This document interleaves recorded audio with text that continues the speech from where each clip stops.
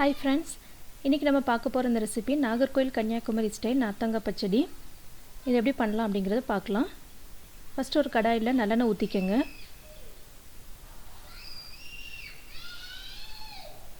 எண்ணெய் சூடானதும் கடுகு உளுந்தம் பருப்பு 1 டீஸ்பூன் ஆட் பண்ணிக்கங்க.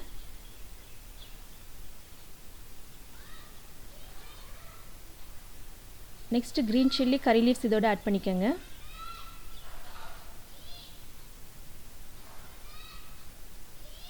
நெக்ஸ்ட் வெங்காயம் 2 ஆட் பண்ணிக்கிறேன். இதுக்கு வந்து நான் 2 நார்த்தங்காய் யூஸ் பண்றேன். சோ அதுக்கு ஈக்குவலா வெங்காயம் நம்ம ஆட் பண்ணனும்.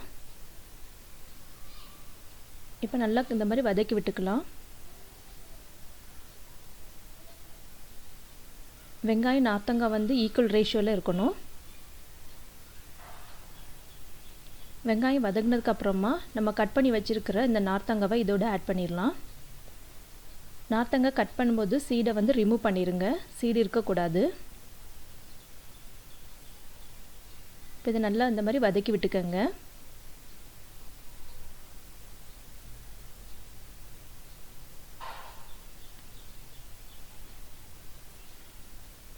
நெக்ஸ்ட் இத வந்து மூடி வச்சு ஒரு 5 to 8 minutes half cook பண்ணிரலாம். நார்த்தங்காய் வந்து கொஞ்சமா வேகணும். சோ அது பாதி வெந்ததுக்கு அப்புறமா தான் நம்ம வந்து மசாலா எல்லாம் ஆட் பண்ணனும்.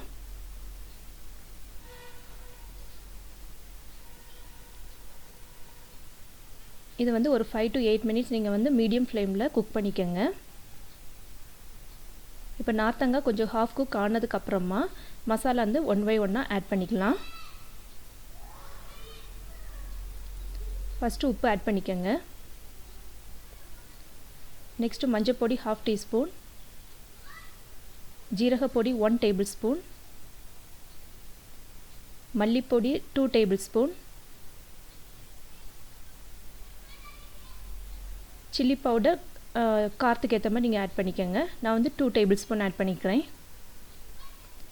இப்போ மசாலா நல்லா இந்த மாதிரி கிண்டி விட்டுக்கங்க.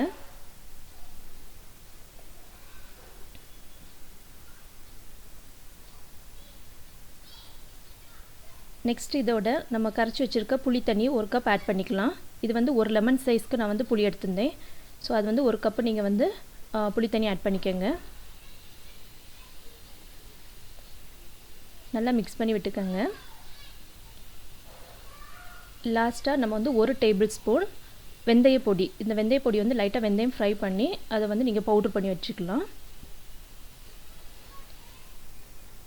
சோ அவ்வளவுதான். இப்போ வந்து ஒரு 10 minutes மீடியம் ஃப்ளேம்ல நீங்க வந்து குக் பண்ணி எடுத்துக்கலாம்.